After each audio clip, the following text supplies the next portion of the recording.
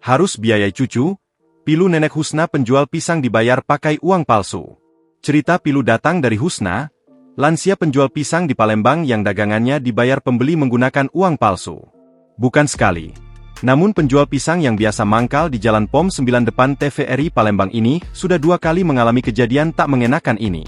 Padahal di usia senjanya, Nenek Husna harus menanggung biaya hidup 5 cucunya yang sudah menjadi yatim. Ada yang beli pakai uang palsu, pria masih muda. Dia belanja Rp10.000, uangnya Rp100.000 dan saya beri kembalian Rp90.000, kata Nenek Husna, Jumat, 18 Juli 2025. Nenek Husna yang sudah berusia 83 tahun ini mengatakan, awalnya memang sempat ragu dengan uang pecahan Rp100.000 tersebut. Namun pria tersebut meyakinkan Nenek Husna bahwa yang tersebut asli. Husna menceritakan, setelah itu pria yang beli pisang tersebut pergi dengan mengendarai motornya.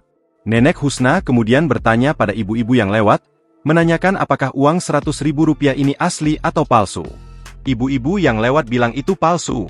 Padahal menurut Husna, ia harus memberi makan anak dan cucunya, karena suaminya sudah meninggal 1 tahun lalu.